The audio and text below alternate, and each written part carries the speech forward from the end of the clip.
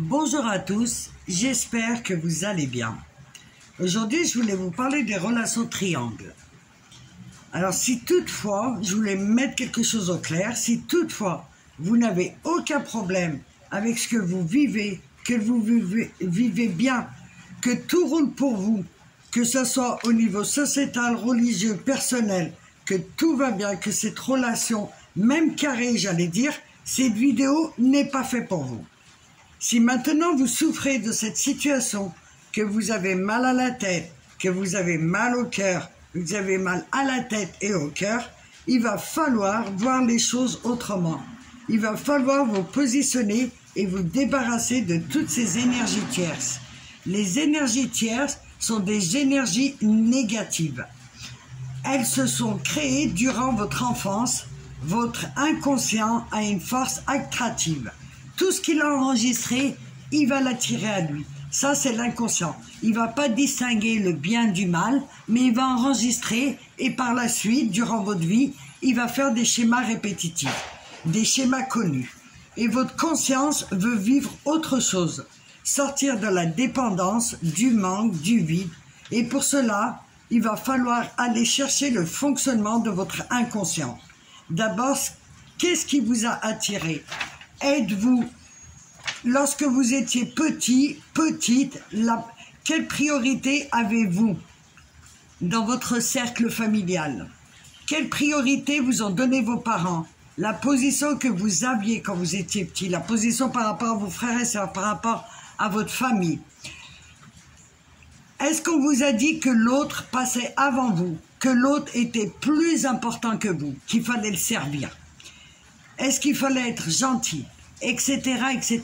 Il va falloir que vous alliez chercher dans votre inconscient, dans votre schéma lorsque vous étiez petit, pour pouvoir voir comment vous vous positionnez dans la vie. Cette énergie attractive et répulsive, il va falloir la rééquilibrer. Parce que d'un côté, l'inconscient, il répète tous ces schémas-là, et d'un autre, votre conscience veut pas vivre des situations difficiles, des situations souffrantes. Il va falloir vous placer au centre de votre vie. Évaluer ce qui est bon pour vous et ce qui est mauvais. Que le véritable amour, ce n'est pas d'accepter l'inacceptable. Mettez-vous en valeur et surtout aimez-vous. Et la clé est la solution. Deux forces existent dans l'univers et cette force, elle est en vous.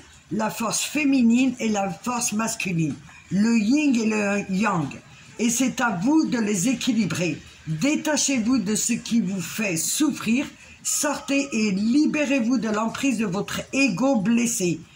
C'est vraiment important ce que je suis en train de dire là. Il va falloir que vous regardiez votre fonctionnement. Qu'est-ce qui vous attire dans cette situation de couple triangulaire ou carré, ce que vous voulez? Qu'est-ce qui vous attire? Qu'est-ce qui vous anime? Est-ce que vous vous dites, ouais, je vais gagner, finalement c'est moi qui va choisir, ou il ou elle va me choisir? Et pourquoi vous vous retrouvez dans ces situations-là?